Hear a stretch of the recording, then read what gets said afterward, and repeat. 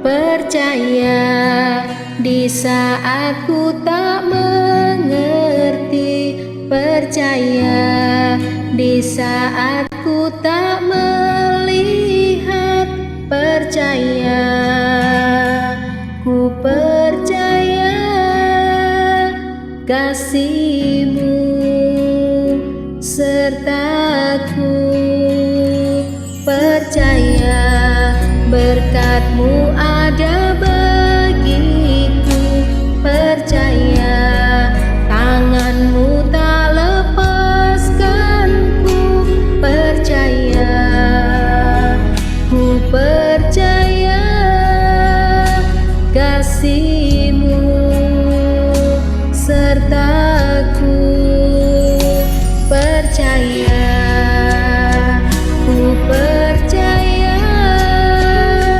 firman-Mu yang terjadi,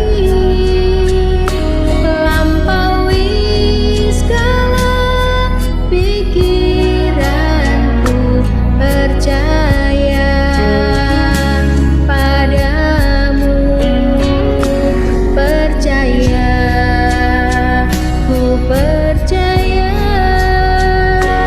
firman-Mu ya dan amin, lampaui segala masalahku, percaya padamu. Shalom saudara-saudari yang Tuhan Yesus kasihi. Berjumpa kembali dengan saya di dalam khotbah online GPC Anugerah Bermazmur 23 Mei 2021. Mari kita berdoa, meminta Tuhan memberikan kepada kita pencerahan melalui Roh Kudus yang bekerja di dalam diri kita. Tuhan Yesus, terima kasih untuk hari ini, di mana kami diberikan kesempatan untuk belajar kembali firman-Mu. Berbicara dan berkata-katalah, ajari kami untuk mengerti semua yang Engkau mau sampaikan pada hari ini. Oleh sebab itu Tuhan, sucikan dan kuduskan kami dengan darah-Mu, urapi kami dengan kuasa, supaya kami bukan saja mendengar firman-Mu, tapi kami benar-benar diurapi oleh firman-Mu. Biarlah Roh Kudus hari ini pikiran kami dibukakan untuk mengenal kehendak Tuhan. Terima kasih Bapa, demi nama Yesus kami berdoa. Haleluya, amin. Puji Tuhan, saudara-saudara, kiranya berkat, anugerah, dan damai sejahtera senantiasa diberikan oleh Tuhan kepada saudara dimanapun saudara berada dan beraktivitas. Tuhan akan senantiasa menolong dan memberkati kita semua. Hari ini saya mau sampaikan satu tema firman Tuhan, yakni belajar percaya. Saudara-saudara, seorang bayi tidak bisa langsung berjalan, tapi dia harus belajar merangkak dulu. Dan setelah itu, ketika waktunya sudah cukup, dia akan belajar berjalan, bahkan berlari. Namun di dalam perkembangannya, seorang bayi akan menjadi anak-anak. Dan saat itu dia masih harus terus belajar. Dia harus belajar untuk percaya kepada orang tuanya sendiri yang pertama-tama.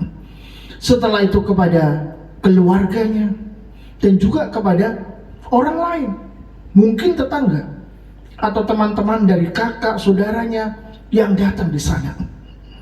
Yang jelas saudara-saudara, mereka akan sampai pada satu kondisi untuk bisa mempercayai orang lain. Bahkan mereka tahu siapa yang paling bisa mereka percaya. Itu adalah sebuah proses. Di dalam perjalanan Tuhan kita Yesus bersama para murid juga seringkali menghadapi hal-hal yang sulit, bahkan sesuatu yang nampaknya mustahil tidak bisa diselesaikan. Namun Yesus tidak pernah berhenti berjalan. Yesus tidak pernah berhenti menghadapi kesulitan-kesulitan dan kesukaran. Dia terus berjalan dan dia mengerjakan perkara-perkara sulit dan sukar. Semuanya teratasi dengan baik. Dari sinilah saudara-saudara, kita melihat bahwa para murid pun juga belajar percaya. Nah, saudara, waktu di dalam pelayanan, murid-murid juga bertemu dengan kondisi-kondisi yang sangat ekstrim, di mana ada orang-orang yang sudah mati.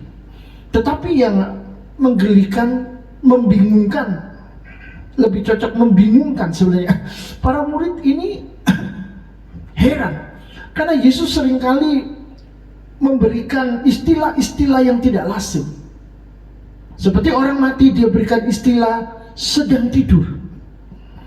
Ini aneh, saudara, karena perbedaan antara mati dan tidur, di sana ada jurang pemisah yang begitu panjang dan dalam dan lebar. Jelas mati dan tidur adalah sesuatu yang tidak sama. Tetapi kita melihat bahwa Yesus memberikan istilah orang yang mati itu sebagai tidur. Mengapa? Karena Yesus tahu sebentar lagi dia akan membangkitkan orang itu. Jadi saudara-saudara, itu sebabnya Yesus menyamakan orang mati dengan tidur. Sedangkan yang mati yang tidak dia bangkitkan, dia tidak akan menyebutnya tidur. Saudara, Yesus melihat masa depan, sesuatu yang akan terjadi kemudian. Itu seperti membalik cara berpikir para murid yang hanya bisa melihat apa yang ada di depan mata, yang saat ini, yang kondisional. Yesus mengajar murid-muridnya untuk melihat ke depan, melihat masa depan, walaupun mereka tidak mampu melihatnya. Tapi Yesus sedang melatih mereka, dan mereka sedang belajar percaya, karena Tuhan sedang mengajar mereka untuk percaya. Suatu hari saya ada di rumah kakak saya dan meletakkan sepeda motor tepat di depan rumahnya. Waktu saya masuk ke kamar, di sana sepi, tidak ada orang. Tiba-tiba Tuhan berbicara di dalam hati saya sangat kuat. Aku menyertai engkau. Dan saya berkata, amin. Tetapi itu terjadi yang kedua kalinya. Sebentar lagi kata-kata itu muncul lagi. Aku menyertai engkau. Saya merasa itu kuat dan saya berkata, amin. Dan sampai 3 kali berturut-turut. Saudara-saudara, saat itu saya cuma berkata amin, amin, dan amin. Mengapa? Karena saya tidak tahu apa yang akan terjadi kemudian.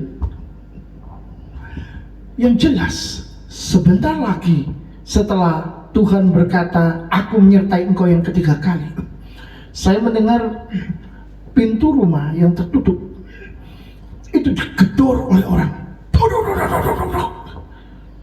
Dalam hati saya berpikir, siapa ini? Biasanya orang pergi ke rumah orang lain hanya mengetuk pintu, tapi ini menggedor, saudara. Dan saya keluar. Waktu saya buka pintu, ternyata itu tetangga depan rumah agak ke kiri. Jadi satu rumah dari seberang rumah. Saudara-saudara, tiba-tiba dia berkata, kamu tahu sepeda motormu di depan rumah orang, tahu aturan, dan ngomong macam-macam. Tentu saja ketika saya menerima informasi seperti itu, saya bilang, enggak, saya taruh sepeda motor di depan rumah.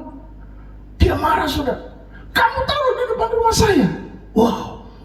Saudara, lalu saya mulai nengok ke depan dan saya kaget. Sepeda motornya nggak ada. Loh, itu tadi saya taruh di depan pagar rumah. Dan saya mulai melangkah. Sepeda motor saya sudah ada di depan pintu rumahnya dia, saudara. Jadi dia nggak bisa keluar. Itu sebabnya marah-marah. Dan akhirnya kami berdua sama-sama keluar, karena toh saya harus memindah sepeda motor itu, saudara. Dan pada waktu di luar, ganti kakaknya yang satunya datang, saudara. Seorang guru, saudara. Dia datang, dia maki-maki saya dengan kata-kata rasis. Dia menyebut-nyebut suku, bangsa, dan segala macam. Pokoknya kata-katanya nggak enak. Dan ketika saya lihat tangannya yang sebelah kanan, gemetar, saudara. Saya tahu dia mau memukul saya. Pada saat itulah Saya ingat apa yang Tuhan katakan di kamar tadi. Aku menyertai engkau. Saudara-saudara yang dikasih Tuhan, sampai akhirnya setelah dia marah-marah, dia pergi. Karena saya tidak melawan, saya tidak mengatakan apa-apa kecuali saya menaruh sepeda motor di depan pagar rumah kakak saya. Saya tidak menaruh sepeda motor di sana. Dia melihat pada kenyataannya ada di sana, jadi dia marah. Untungnya ada tetangga yang depan rumah memberitahu bahwa sepeda motor itu tadi ditaruh di depan pagar rumah. Mungkin ada tukang bakso, tukang tahu campur, atau orang jualan es nggak tahu siapa yang dorong gerobaknya nggak cukup. Jadi sepeda motor saya dipindah di depan pintu rumahnya. Kebetulan rumahnya agak menjorok ke dalam, saudara, sehingga gerobaknya bisa jalan. Saudara, itulah yang terjadi. Saya tidak mengalami luka, saya tidak mengalami apapun, cuma memang kata-kata itu aja yang sangat menyakitkan. Tapi saya begitu tenang dan saya tidak terlalu terprovokasi dengan kata-katanya. Yang jelas, Tuhan melihat masa depan, sesuatu yang tidak bisa saya lihat. Itu sebabnya Tuhan berkata kepada saya, aku menyertai engkau. Dalam hal ini, saya sadar saya sedang diajar untuk percaya. Saya sedang belajar percaya. Saudara-saudara, kita harus belajar untuk percaya kepada Tuhan. Hal ini membuat saya melihat bahwa Tuhan itu adalah Tuhan yang mengetahui masa depan, sehingga dia mengajar kita untuk menjalani masa depan dengan tuntunannya, dengan pimpinannya, dengan suaranya. Itu sebabnya domba-domba harus mengenal suara gembalanya, supaya dia tidak kacau, dia tidak ribut dengan kondisi dan keadaannya. Hari ini kita belajar satu hal. Yang pertama, bahwa mempercayai Tuhan itu melihat masa depan di tangannya. Sekali lagi, mempercayai Tuhan itu melihat masa depan di tangannya, di tangan Tuhan. Bukan melihat situasi dan kondisi yang ditunjukkan oleh dunia. Saudara-saudara, kalau orang melihat situasi dan kondisi yang ditunjukkan oleh dunia kepadanya, maka otomatis dia akan ragu untuk menjalani kehidupan. Dia mungkin takut untuk melangkah, dia mungkin gemetar, ketakutan, karena melihat keadaan dan situasi di sekitarnya sungguh sangat tidak memiliki harapan. Kondisi pandemi, kondisi apapun, saudara, dan sekarang kita susah karena pandemi COVID. Harapan gak ada. Tapi kalau kita belajar mempercayai Tuhan, kita belajar mempercayai masa depan kita ada di tangan Tuhan, maka saudara-saudara, mau tidak mau, kekhawatiran dan ketakutan kita itu tidak akan membuat kita jatuh. Tapi kita justru akan tetap berdiri dan kita akan melangkah dengan yakin bahwa Tuhan menyertai kita. Amin. Kalau saudara-saudara ingin berjalan bersama dengan Tuhan dan menikmati janji-janjinya, belajarlah untuk memandang sejauh mata Tuhan, memandang rancangannya yang disiapkan untuk Anda, untuk kita. Tuhan sudah punya rancangan yang terbaik untuk kita, dan Tuhan memandang ke sana. Masalahnya, kita tidak bisa melihat itu. Kita memandang kepada dunia yang menunjukkan bahwa masa depan kita suram, kondisi kita tidak baik, keadaan kita berbahaya, peluang bisnis ambruk. Itu yang membuat kita kebingungan. Tetapi saudara-saudara, kalau kita mau memandang rancangan Tuhan yang terbaik yang disediakan untuk kita, maka kita tidak akan ragu untuk berjalan terus. Abraham tidak pernah khawatir bahwa berkatnya akan beralih kepada Lot. Mengapa? Sebab ia melihat masa depan lebih baik karena percaya kepada Allah. Kepercayaan dan iman Abraham kepada Allah itu sangat besar. Itu sebabnya saudara-saudara, ia tidak khawatir dengan masa depannya. Dia tidak khawatir kalau Lot memilih tempat yang lebih baik daripadanya. Wah, dia akan mendapatkan tempat pinggiran yang tidak memberikan peluang bisnis yang lebih baik. Karena waktu itu Abram harus berpisah dengan Lot supaya anak buahnya tidak saling berkelahi, karena mereka sudah sama-sama sangat diberkati oleh Tuhan. Luar biasa. Tapi sebaliknya saudara, Lot melihat kepada situasi dan kondisi yang dunia tunjukkan kepadanya. Akhirnya masa depannya hancur, keluarganya hancur berantakan. Propertinya hancur saudara, gak tersisa. Istrinya jadi tiang garam. Kedua anaknya tidur dengan dia, memabukkan dia, hancur semuanya. Abraham tidak. Mengapa? Karena Abraham tidak pernah memilih apa yang dianggapnya menguntungkan untuk dirinya sendiri. Dia menyerahkan pilihannya kepada Tuhan yang menyertai dia. Itu sebabnya saudara-saudara, orang yang percaya kepada Tuhan hidupnya pasti jauh lebih tenang daripada orang-orang yang tidak punya iman, tidak punya keyakinan bahwa Tuhan akan menjaga dan melindungi dia di dalam seluruh perjalanan hidupnya. Jangan meniru Lot yang akhirnya masa depannya hancur. Jadi sekali lagi, cara pandang melihat yang Anda lihat saat ini menentukan masa depan Anda. Mengapa? Karena itu berkaitan langsung dengan melihat apa yang Tuhan lihat atau melihat apa yang dunia lihat. Kalau penglihatan saudara itu sama dengan penglihatan Tuhan, maka akan tetap ada masa depan. Saudara akan tetap aman. Sebab saudara melihat apa yang dilihat oleh Tuhan, bukan melihat apa yang dunia lihat. Di dalam Yeremia 29 ayat 11, firman Tuhan berkata begini: sebab aku ini mengetahui rancangan-rancangan apa yang ada padaku mengenai kamu, demikianlah firman Tuhan, yaitu rancangan damai sejahtera dan bukan rancangan kecelakaan, untuk memberikan kepadamu hari depan yang penuh harapan. Jadi jika hari ini Anda merasa ada masalah yang sulit untuk dipecahkan, dan Anda tenggelam dalam kesulitan untuk menghadapi apa yang terjadi, ingatlah bahwa hidup Anda bukan milik Anda pribadi, dan tanggungan bukan hanya engkau sendiri yang menanggungnya, tetapi Tuhan mengatur segala sesuatunya. Inilah cara kita belajar untuk percaya, dengan menyimak, mendengar, mengerti, memahami. Saya percaya saudara akan mengalami kemajuan di dalam Tuhan. Saudara-saudara, Tuhan mengatur segala sesuatunya untuk menggenapkan rencananya yang mendatangkan damai sejahtera dan masa depan yang pasti baik. Gak mungkin tidak baik. Dan tentu itu sesuai ukuran Tuhan, di mana di dalamnya tidak ada maksud buruk dan maksud untuk mencelakai.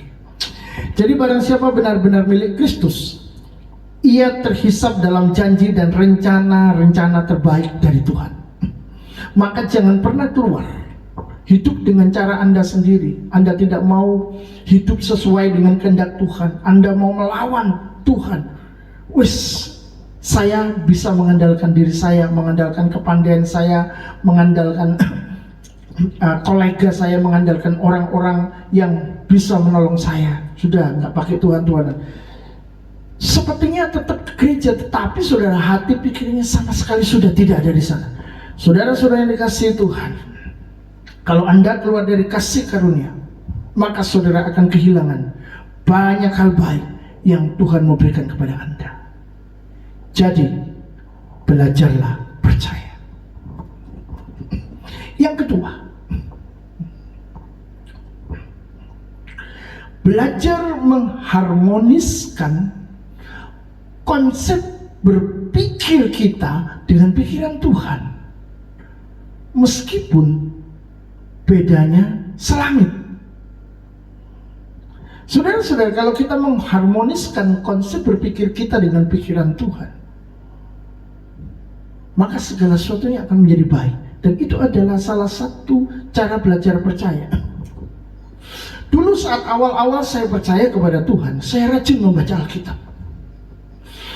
Namun setelah beberapa waktu saya membaca Alkitab, saya mengalami pergolakan batin yang luar biasa.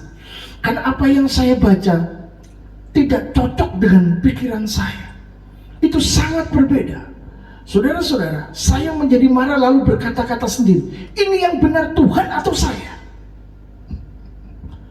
Pada saat itu saya benar-benar merasakan keraguan. Apakah Alkitab ini benar? Karena kalau Alkitab ini benar, tidak seharusnya Alkitab ini menyerang saya, menyalahkan saya terus. Sampai saudara pada suatu titik saya tahu bahwa sayalah yang salah, Tuhanlah yang benar.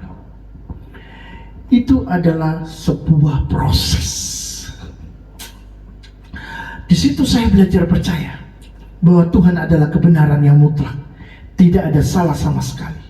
Maka saudara-saudara, perjalanan bersama Tuhan bisa terus berlanjut dan saya bertumbuh semakin mempercayainya, semakin mempercayainya, semakin mempercayainya, dan lebih mempercayainya.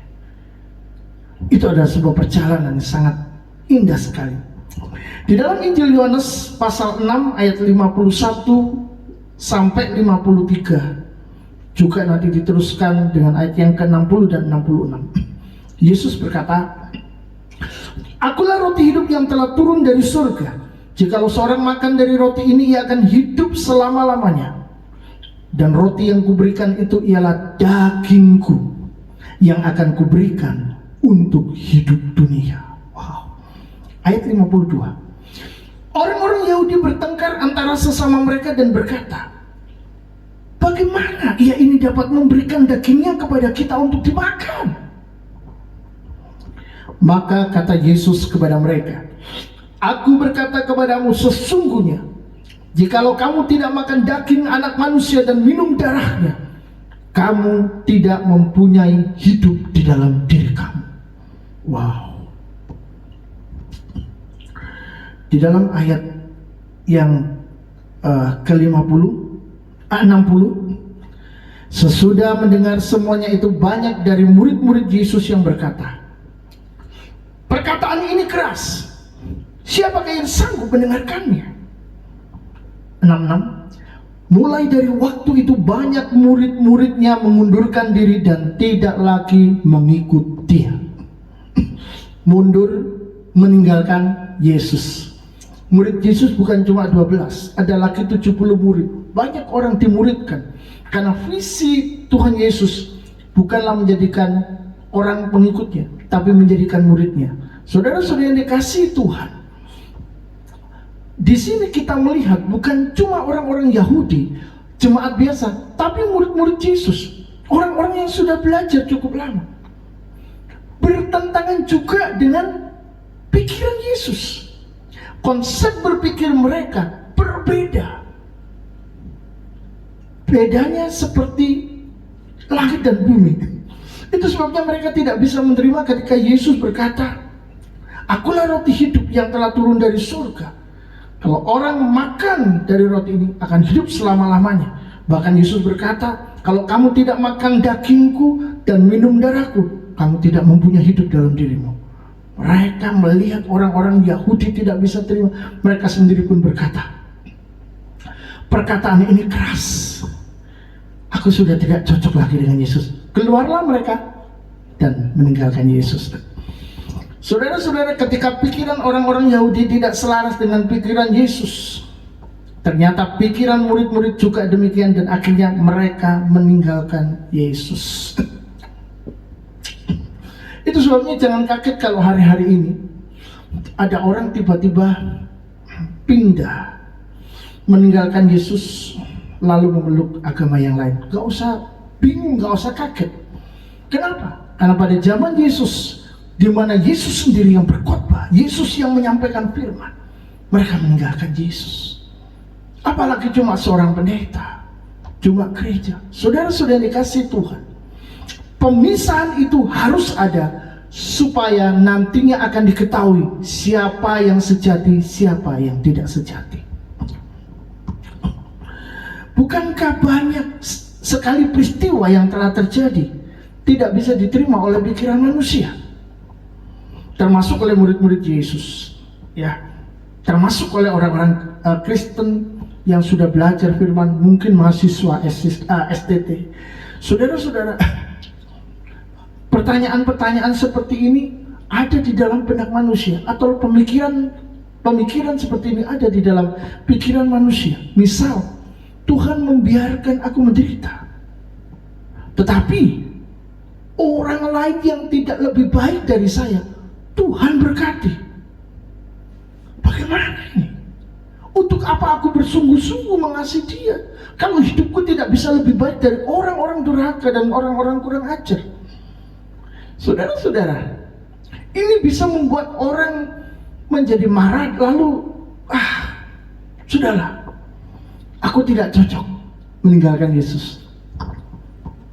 Atau saudara termasuk orang yang tidak terima, orang yang tidak bisa mengerti kenapa Tuhan melakukan itu, tapi sudah tetap setia berjalan bersama dengan dia. Jika ada yang seperti itu, saya mau beritahu, itu adalah saya.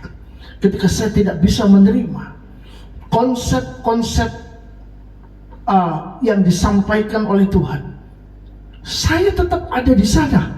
Walaupun saya bingung, saya tetap ada di sana. Itu terus berjalan. Saudara-saudara yang dikasihi Tuhan, ini adalah kejadian-kejadian yang terjadi dalam hidup kita. Ada lagi juga yang berkata begini, mengapa Tuhan mempertemukan aku dengan orang-orang jahat yang hanya bisa menyakiti aku, melukai aku, dan merugikan aku? Tuhan tuh bisa lindungi, Tuhan tuh bisa bentengi. Kenapa aku harus mengalami itu? Ada yang dicopet, ada yang ditabrak, ada yang dipukul, ada yang dianiaya. Mengapa Tuhan membiarkan? Saudara-saudara, ada banyak pertanyaan, ada hal-hal yang seringkali tidak cocok dengan pikiran kita, dengan hati perasaan kita, terhadap apa yang Tuhan izinkan terjadi dalam hidup ini. Dan itu sebenarnya orang bisa pergi keluar, tapi tetap ada orang-orang yang tinggal setia. Mungkin pertanyaan seperti ini juga ada di benak saudara. Mengapa Tuhan membiarkan orang-orang jahat makmur, sedangkan orang-orang benar, orang-orang baik yang mengasihi Tuhan itu melarat, bahkan mereka hidupnya malang dan dipermalukan? Mengapa bisa begitu? Gak terima dengan konsep ini. Harusnya kita sebagai anak Tuhan, orang yang sungguh-sungguh hidupnya diberkati, enak. Kalau orang-orang gak benar hidupnya, gak karu-karuan hidupnya, susah, menderita, gak enak, ya biarin. Itu memang pas, cocok, pantas. Tapi kalau orang-orang hidupnya baik, kenapa mereka harus mengalami kemalangan? Mereka harus mengalami kemiskinan. Mereka dipermalukan. Mengapa? Ada lagi yang berkata, mengikuti Yesus aku harus berbuat benar. Tapi di luar sana orang-orang yang tidak mengikuti Yesus, mereka bisa hidup bebas dan tetap enak, tidak ada hukuman dari Tuhan. Bagaimana ini? Saudara-saudara, itu adalah pergumulan batin. Itu adalah pertanyaan-pertanyaan yang seringkali tidak terjawab dan tidak terselesaikan, sehingga menimbulkan masalah. Tetapi kita akan belajar untuk mengharmoniskan konsep pikiran kita dengan pikiran Yesus, pikiran Tuhan, meskipun bedanya selangit. Amin. Saudara, daftar masih bisa diperpanjang, dan kita akan temukan begitu banyak pikiran-pikiran manusia dan pikiran-pikiran dari murid-murid Yesus yang berseberangan dengan Tuhan, dengan Yesus di zaman kita, di saat ini. Tetapi yang jelas, walaupun ada banyak yang akhirnya keluar dan pindah kepercayaan, Namun tetap ada orang-orang yang tetap setia, tetap tinggal. Walaupun dia tadinya nggak bisa terima, nggak bisa ngerti, tapi tetap bersama Yesus.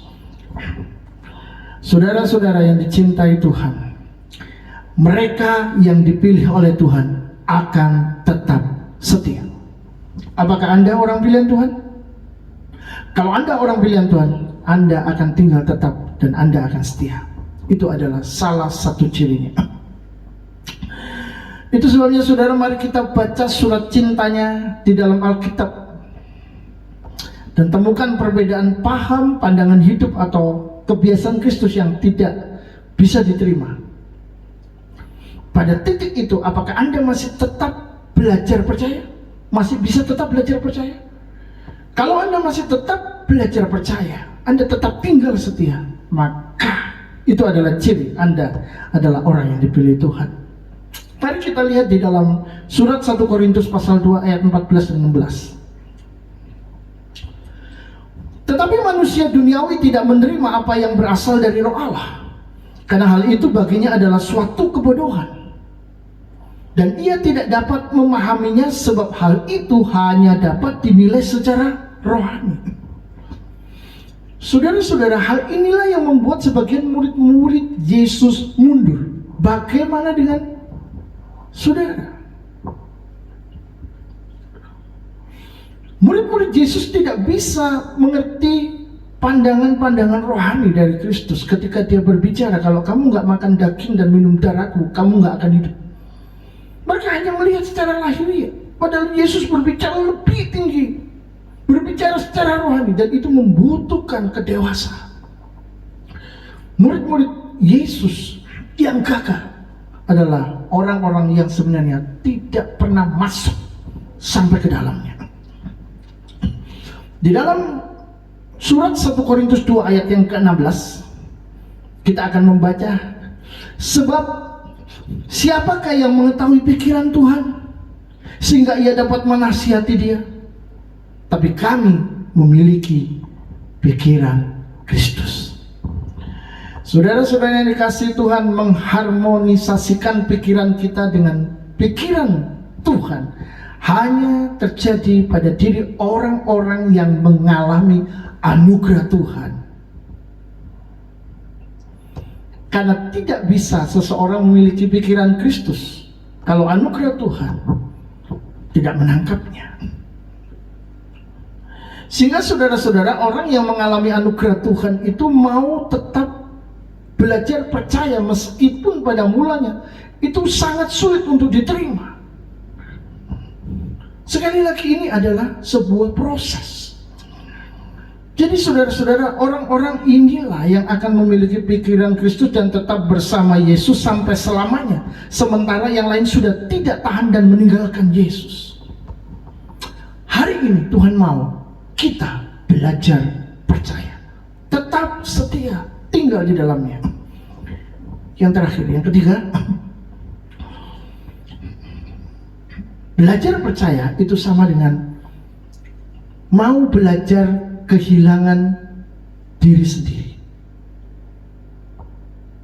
Aku sudah tidak ada lagi.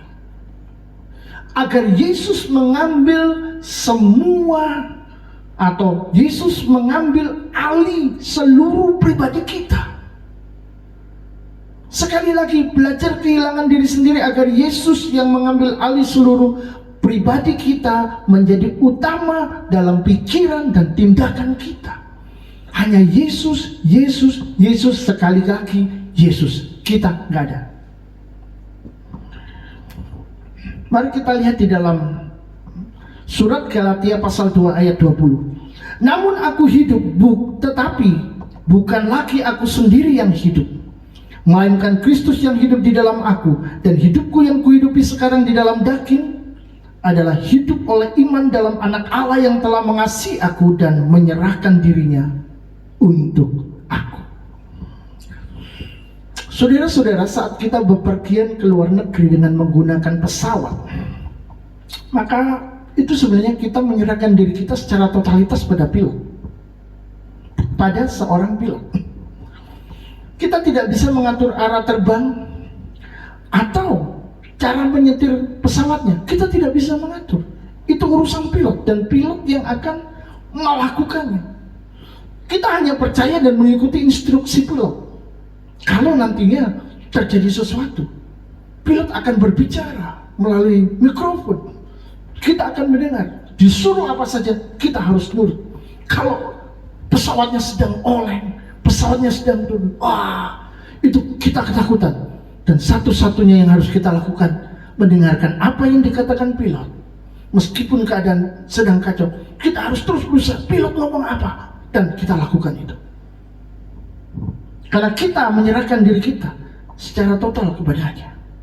Seperti itulah mengikut Yesus dan mempercayai Yesus yang mengemudikan hidup kita, baik mati ataupun hidup. Saudara-saudara, saya akan akhiri khotbah online hari ini dengan 3 hal yang akan Anda lakukan kalau mau belajar percaya. Yang pertama, mempercayai Tuhan dengan melihat masa depan di tangan Tuhan. Bukan melihat situasi dan kondisi yang ditunjukkan dunia kepada kita. Masa depan kita ada di tangan Tuhan. Dunia ini mau berputar, mau terbalik, mau begini dan mau begitu. Peristiwa-peristiwa yang mengerikan, yang menakutkan, yang menyulitkan, yang berbahaya terjadi. Kita tidak akan melihat ke sana. Kita melihat bahwa kita ada di dalam genggaman tangan Tuhan. Dengan demikian, maka kita akan tetap teguh, kita akan tetap kuat. Seperti itulah kalau kita mau belajar percaya kepada Tuhan. Yang kedua, belajar mengharmoniskan konsep pikiran kita dengan pikiran Tuhan, walau bedanya selangit. Kita harus mengikuti apa yang dipikirkan Tuhan, bukan Tuhan mengikuti pikiran kita. Bisa kacau kalau Tuhan menuruti kita, Tuhan mengikuti penilaian kita, pandangan kita, persepsi kita, konsep-konsep kita yang tidak karu-karuan, yang tidak sempurna, yang semrawut, yang amburadul. Wow, ini akan tidak selesai-selesai masalah. Tapi kita harus mengikuti pikiran Tuhan, belajar apa yang dikatakannya, apa yang kita dengar dari Tuhan. Itulah pribadi Tuhan, itulah pikiran Tuhan, itulah firman-Nya. Dan kalau kita mengikutinya, maka lama-kelamaan konsep pikiran kita akan menjadi harmoni dengan pikiran Tuhan. Dan di sanalah kita akan menjadi benar. Kita bukan cuma dibenarkan, tapi kita juga akan berubah menjadi benar, menjadi seperti Dia. Yang ketiga, kalau kita mau belajar percaya, kita harus mau kehilangan diri sendiri, agar Yesus mengambil alih seluruh pribadi kita. Dia menjadi utama di dalam pikiran dan di dalam tindakan kita. Dengan demikian saudara-saudara, kita akan hidup di dalam kepercayaan dan keyakinan yang teguh di dalam Dia. Amin. Tuhan memberkati. Percaya di saat ku tak mengerti, percaya di saat ku tak melihat, percaya, ku percaya kasih-Mu sertaku, percaya berkat-Mu ada bagiku, percaya tangan-Mu tak lepaskanku, percaya, ku percaya kasih-Mu serta